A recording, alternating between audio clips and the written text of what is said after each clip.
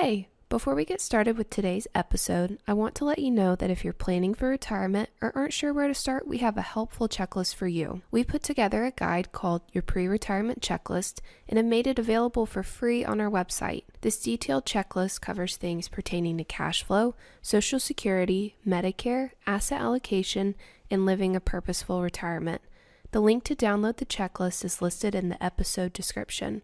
Or you can go to wiserinvestor.com, scroll to the bottom, enter your email address, and then you'll have access to your pre-retirement checklist. Thanks for listening. Welcome to a Wiser Retirement Podcast, where we believe the best financial advice should always be conflict-free. I'm your host, Casey Smith, guiding you to financial freedom. Today is my co-host, Matthews Barnett. Hey, Matthews. How's it going? So today we're going to talk about the effects of retirement on mental and physical health. But before we dive into that, I want to remind everyone we have a YouTube channel also called A Wiser Retirement. You can actually watch our podcast videos there if you want to see us in person. We also have links to other educational short videos. A lot of them done by you, Matthews. Got one today, I think. You can download those there. Go check that out. You can link to that channel directly from our episode notes, wherever you're listening to the podcast. So Brad's out on vacation this week. You might want to avoid Lake Oconee. He's driving his boat around out there this week. And Matthews is hot off the airplane from Italy for 2 weeks. Buongiorno. That was the honeymoon trip. How was that? That was a lot of fun. Got very lucky with the weather. First day it was a little rainy and cold, but other than that, weather was perfect. Enjoyed the food and getting to see different parts of Italy. Kind of started the northern part and made our way down south. So just a great trip overall. We should share some pictures of that on our Facebook page there, Producer Hadley.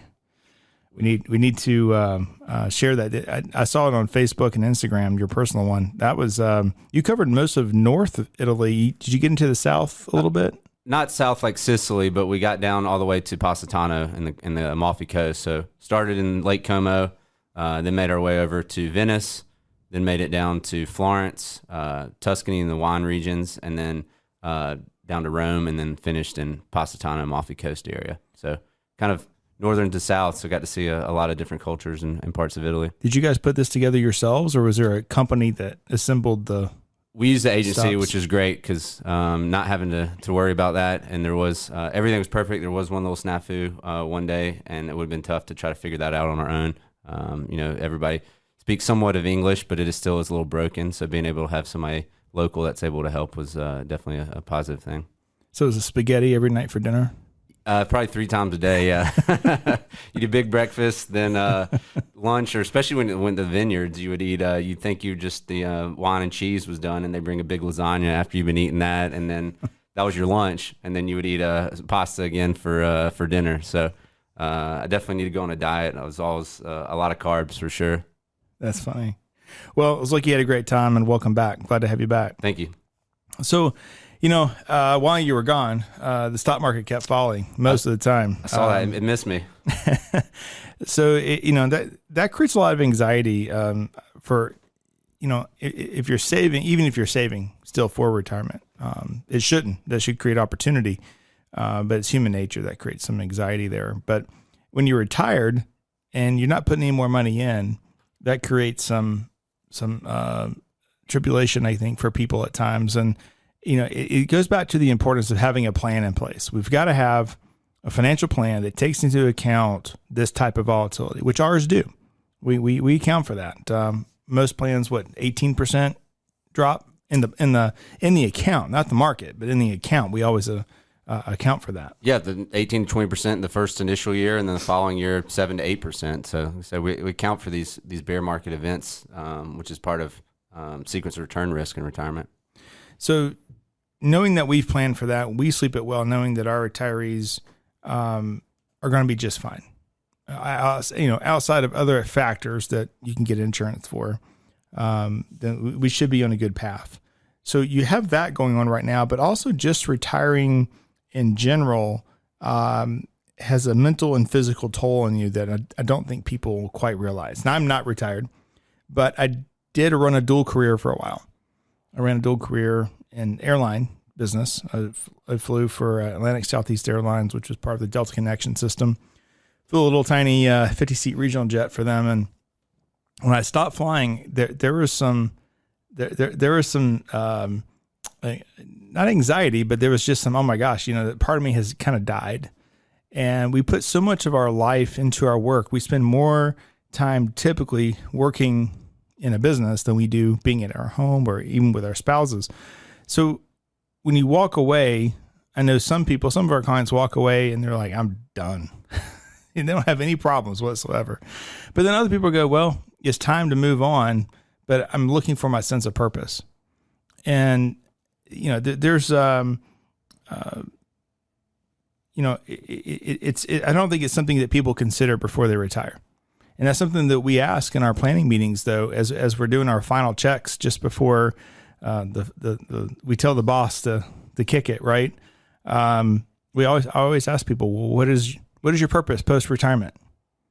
And some have really good answers, and some others just sit in front of me and say, I really don't know.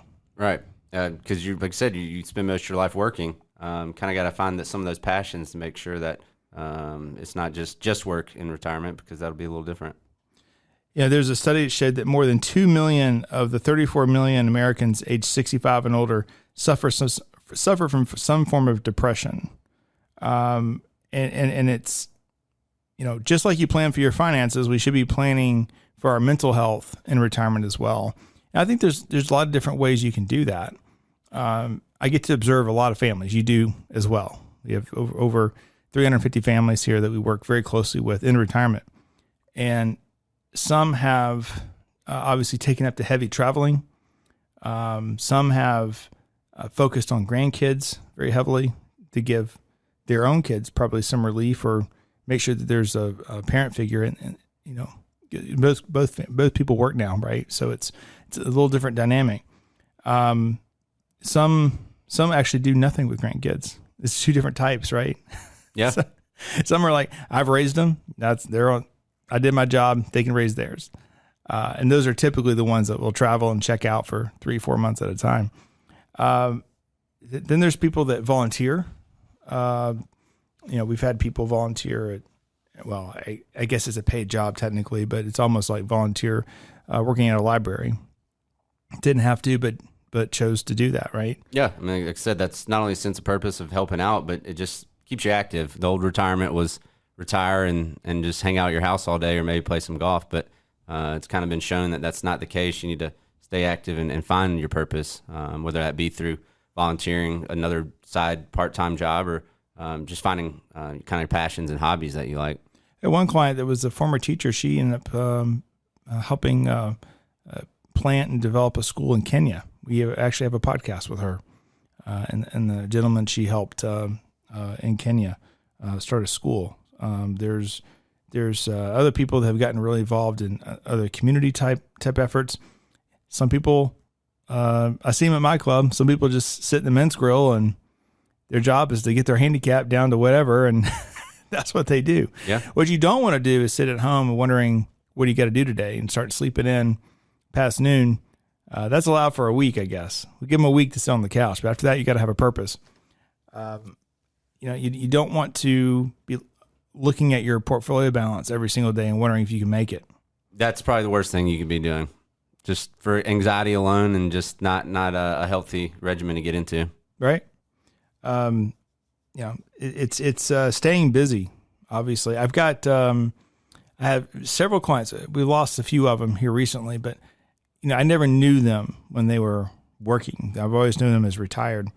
But it was interesting to me is they were so busy that one time I was at a dinner with this couple, and they looked at me and said, we don't know what we did when we worked exactly, because we wouldn't have time to do any work right now. We're so busy with managing their existing assets, plus on top of that, all the family stuff that happens.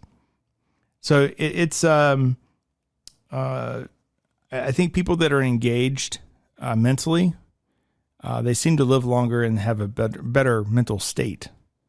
I always said that about women, because there's a certain generation where the mom always stayed at home, and of that generation, the mom that was in charge of the finances while she was staying at home, I noticed almost 100% that these are all just our client base. It's a very small sample size, but they were much more with it in their 80s versus the ones that didn't even handle the finances. They raised the kids, which is mentally draining in itself. But then, now the kids are in their 60s, right? So I found that those ladies were more mentally mush. Obviously, the husbands had long since passed away, but the ones that stayed mentally engaged with finances and handling of those finances seemed to live a lot longer. So that's kind of a note to self, is make sure that both spouses are being engaged some form or fashion to think. It could be Sudoku. It doesn't have to be finances. Yeah, bridge, playing something. You're doing something. Exactly. It kind of brings a good point too, like we mentioned, is you may not have that being close to retirement, but you can kind of transition into these events and maybe find those different passions, or maybe work a little bit less, not the full grind that you're used to the first few years before retirement, while you kind of transition to not fully working. It's not a hard stop. You find those passions and find a way to bridge that gap over those few years before retirement. Well, the important part, we've got we have a few podcasts. I guess you can also listen to 6 Ways to Prepare and Enjoy Retirement. That's on our YouTube channel, actually. You can go to our YouTube channel and probably type that in the search bar. 4 steps to get financially organized before retirement. How to boost cash reserves during retirement. These are all things you can find on the YouTube channel. And then podcast episodes 104. An investment portfolio built for retirement. We talk about this a little bit, being mentally prepared. Episode 69, achieving financial success in retirement. Episode 66, entering retirement debt-free. Those are all very important episodes, especially the debt-free one, because you don't want to have to worry about how you're going to get the bills paid, right? And being debt-free prior to retirement helps that tremendously. Yeah, tougher to go find those passions or travel when you know that you've got a big fixed liability expense. I feel like so many people leave their job because they hate the job, that they're just done. And a lot of it has to do with the generational. Maybe there's a new management of the company. Things aren't like the way they used to be. It could be your job's physically tolling on you, right? So your knees are hurting, your back's hurting. It's just time to go. But you have to be financially prepared for that. And also, obviously, mentally prepared for that as well. What are you going to do once you quit? We had one client also. He did some home remodeling, very light, like remodeling. He was someone else's helper. But he said he really enjoyed it, except for the sheetrock. He didn't like the sheetrock. Most people don't.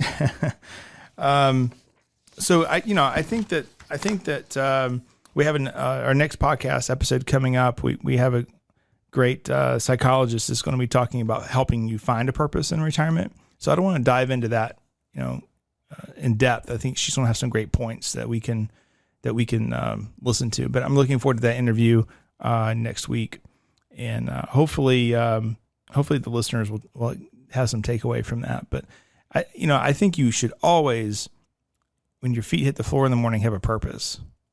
And maybe that purpose could be to relax that day, but every day should be a purpose. Like, what can we be doing to better our community, better ourselves?